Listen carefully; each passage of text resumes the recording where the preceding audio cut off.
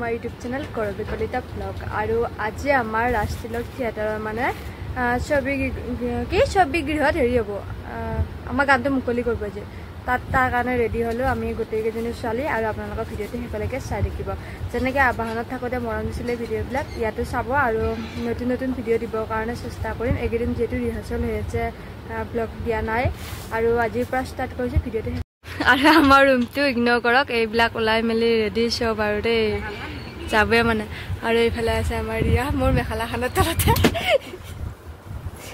আৰু এতিয়া আমি গাড়ী উঠিলা তো ফাইনালি দাদা হাতৰ লগত এটু আহোতে দাদা হাতৰ গাড়ীতে আহিম নেকি আমি একে একে দেনিকে আহিব লাগিব ক'ত আহিবি চাৰিটা কি বইছো গৰম ওলাইছে ফাইনালি আহি পালো আমি সিনেমা হল আৰু আজি মই ফাৰ্ষ্ট টাইম সিনেমা হল দেখা পাম আৰু এহেতে মই খাইছি মানে Oke, makasih nama sama Alami. Guys, finally lift them. Mungkin ha. Udah mas sering kan pikirnya. Kita bawa udah sih. Mana hak orang ini pas tahu caru atau dos teman fans parah sih mana. Itu harus tahu.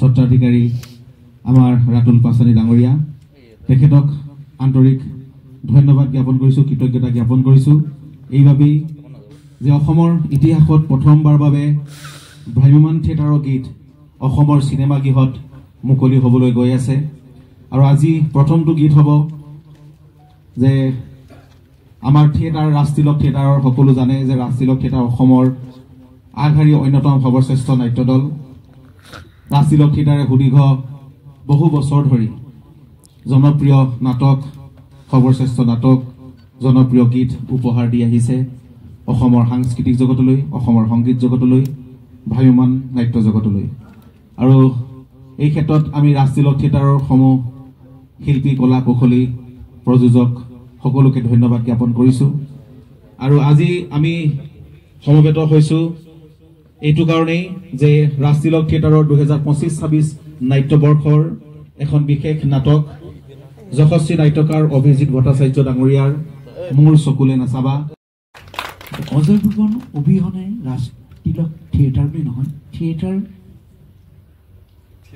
আগবাঢ়ি যাব নোৱাৰে গতিকে এই ক্ষেত্ৰত মই অজয়ক মৰম যাচিছো সৰু ভাইটিৰ নিচিনা মোৰ অতি আপোন মৰম যাচিছো আৰু এই ৰাজতিলক থিয়েটাৰৰ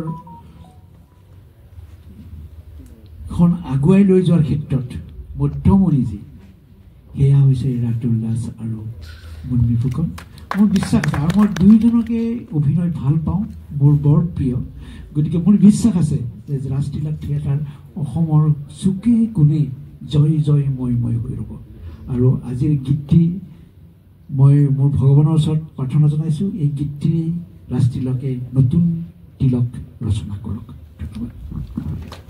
মোৰ সেৱা জনাইছো প্ৰণাম জনাইছো আৰু সেই ধন্যবাদ জ্ঞাপন কৰিছো ইয়ালৈ অহাৰ বাবে আপোনালোকৰ সময় লোৱাৰ কাৰণে হিতেশ দা বিপিন দা বহুত ধন্যবাদ আজি আচলতে মই অথনি কথা পাতি আছো যে যেতিয়া কাৰ্যবোৰ বহুত বেছি ডাঙৰ হয় বিশাল হয় ভয়টো অলপ বেছিকৈ লাগে নহয় নে সেইকাৰণে আজি খুব অলপমান নাৰ্ভাছ হৈ আছো আমি প্ৰত্যেকে কিন্তু দৃঢ় বিশ্বাস আছে আপোনালোকে ভাল পাব নিৰাশ নহয় গীতটি খুব ধুনীয়া অজয়দাই খুব সুন্দৰ এটি গীত আমাক উপহাৰ দিছে আৰু তেখেতৰ জৰিয়তে আমি সক্ষম হৈছোঁ যে এই গীতটি আমি ৰাইজৰ ওচৰত উপহাৰ দিব পাৰিছোঁ ধনক মই ধন্যবাদ জ্ঞাপন কৰিম ইমান সুন্দৰকৈ তেখেতে পৰিচালনা কৰিছে অনুপ আমাৰ পৰিকল্পক তেখেতেও খুব কষ্ট কৰিছে আচলতে নজৰুল দা দাদা ৰাতুল দাও আছে চাগে ইয়াতে প্ৰত্যেককে মই ধন্যবাদ জ্ঞাপন কৰিছোঁ আৰু আশা কৰিছোঁ আপোনালোকে এই গীতটি আঁকোৱালি ল'ব, ৰাজতিলক থিয়েটাৰক আঁকোৱালি ল'ব আৰু আগবাঢ়ি যোৱাত আমাক সহায় কৰিব। ধন্যবাদ। নমস্কাৰ, মই ৰাতুল দাস। একদম পোনপ্ৰথমে আপোনালোকক আটাইকে ধন্যবাদ জনাইছোঁ যে আপোনালোকে ইমান বহুমূলীয়া সময় আমাক দিছে। ধন্যবাদ জনাইছোঁ হিতেশ দা, বিপিন দা, দাদা নজৰুলা, আমাৰ অজয় দা আৰু ধনজিত।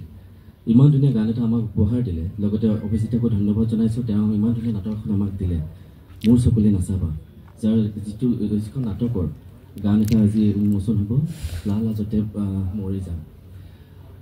অকণমান শ্বুটিঙৰ এক্সপিৰিয়েঞ্চ কৰিছোঁ, খুব গৰম আছিল সেইকেইটা দিন। তাৰপিছত মই কৈছিলোঁ কিবা চিম্পুল ড্ৰেছ পিন্ধি কৰিব পাৰি নেকি, কিন্তু আমাৰ অনুপে কৈছে যে জেকেটে পিন্ধিব লাগিব, আমাৰ মূৰত যিটো কনচেপ্ট আছে সেই কনচেপ্ট মতে কৰিব লাগিব। যদিও যথেষ্ট কষ্ট হৈছে, কিন্তু আজি এনেকুৱা লাগিছে যেন গোটেই কষ্ট সাৰ্থক হ'ব। তাতকৈ তাৰ কথা ৰিলিজ হোৱাৰ আগতে বিৰাট ডাঙৰ ভয় লাগি থাকে। প্লিজ আশীৰ্বাদ কৰিব আৰু আশা ৰাখিছোঁ অসমবাসী ৰাইজে আঁকোৱালি ল'ব নাটকখনৰ লগতে গানটো। ধন্যবাদ।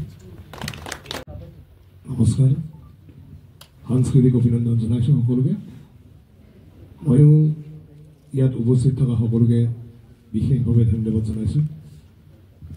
আমাৰ ৰাজতিলক থিয়েটাৰে কষ্ট কৰিছে, ৰাজতিলক থিয়েটাৰৰ টীমটোৱে কষ্ট কৰিছে, ৰাতুলে কষ্ট কৰিছে, মুন্মীয়ে কষ্ট কৰিছে, ধনে, অনুপে সকলোৱে কষ্ট কৰিছে। অজয়ে বৰ ধুনীয়াকৈ গীতটি লিখিছে, সুৰ কৰিছে।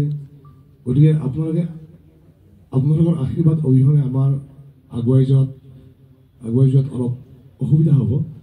আশীৰ্বাদ কৰিব, সকলোকে আশীৰ্বাদ কৰিব, ৰাজতিলক থিয়েটাৰক আশীৰ্বাদ কৰিব। আহিব, সকলোৱে চাব, গীতটি উপভোগ কৰক, নাটক উপভোগ কৰিব। ধন্যবাদ। আমাৰ মিটিং গানটো আহিব, দেখাই দিওঁ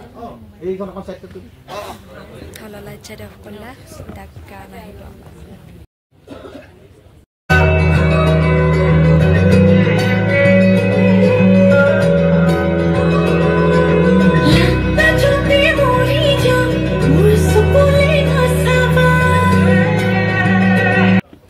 ফাইনেলি আমাৰ গানটো শেষ। এতিয়া আমি কি কৰিম? বহুত ধুনীয়া লাগিছে, বহুত ধুনীয়া হৈছে গানটো। চাব আহিব আমাৰ নাটক চাবৰ কাৰণে ৰাজতিলক থিয়েটাৰ। গানটো এনেকুৱা জোৰ হৈছে নহয়, চিনেমা হলত ফাৰ্ষ্ট টাইম চাই অনুভৱ বহুত বেলেগ হৈ গৈছিল মনত। আগতে মই চাইছোঁ, নিজৰ গান।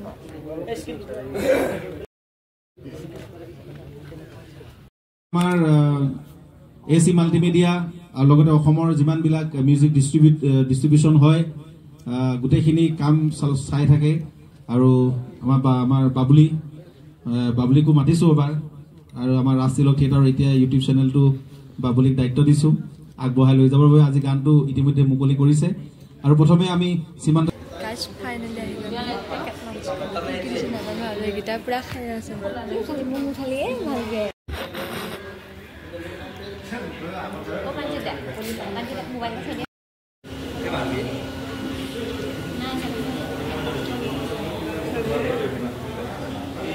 Guys, एक strong bond देती है. Next TNT strength is in the grip. আমার গান পা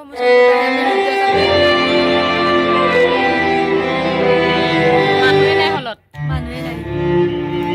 মোৰ স্বামীয়ে 18 বছৰ বয়সৰ পৰা ধপাত লোৱা আৰম্ভ নাছিলো যে ই আমাৰ জীৱনৰ বাবে কিমান ক্ষতি। বিয়া পাতি সংসাৰ কৰা স্যাৰ, আমাৰ যিটো কাম কইনা ক'ত পাম? টেৰৰিষ্ট কেম্পত? য়েছ। অ'কে, মই এতিয়া যাওঁ, তুমি সংকল্প কথাটো জনাই দিবা sir. And all the best. Thank you sir. Guys finally Rudra চালো ফিটে হয় না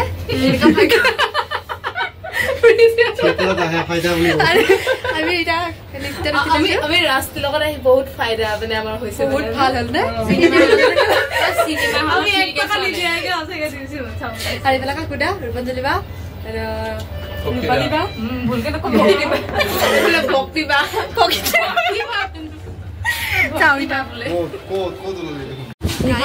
আহি ফাইনেলি আহিলো হোটেলত। আৰু আমাক বিনয় দাই আজি ভাত খাব প্ৰথমবাৰ। ভালে গ'লে হ'ল ভাত খাই যাওঁ না, ভাত খাই আছিলা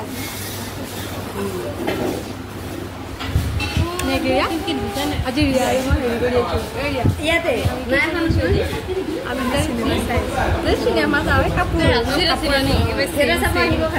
কাপোৰ চবে চকুত দিছে আমাৰ দুজনী আনকি ধনজিত কলেজত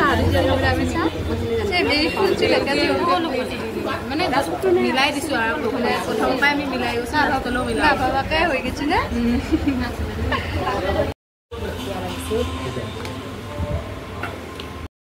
গাইজ আমাৰ আজি বেলেগ ভাগ্য ভালকৈ যাই আছে আমি ভাত পানী খাই উঠি পিছতহে গম পালোঁ এইখন ৰেষ্টুৰেণ্ট মানে সম্পক শৰ্মা ছাৰৰ হয় আৰু এই আপোনালোকৰ চব কথা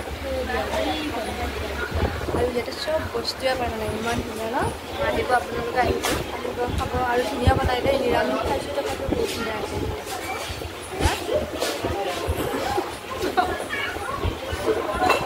শীতে ৰুদ্ৰ চালোঁ শীতে আমাৰ গানটো চিনেমা হলত চলি নহয় মানে এইটো ৰিলিজ দিছে চিনেমা হলত সকলোৱে চাব সেই গানটো লাজতে সেইটো প্ৰথমবাৰৰ বাবে এনেকুৱা হৈছে যে ৰাজতিলক মানে প্ৰথমবাৰ ভাগ্যৱান জগতৰ ৰাজতিলক থিয়েটাৰে চিনেমা হলত সেইটো গান ৰিলিজ দিছে প্ৰথমটো গান মানে তাৰপিছত আপোনালোকে চাব আৰু আমিও চাই আহিলোঁ তাৰপিছত আমি নাচিম নাটকো চাবলৈ আহিব ৰাজতিলক থিয়েটাৰ আৰু ৰুদ্ৰও চালোঁ ফ্ৰীকৈ ভাতো খালোঁ ফ্ৰীকৈ ভাত খোৱাৰ পিছত গম পালোঁ যে এখন সম্পক শৰ্মাৰ ছাৰৰ হোটেল হয় যাম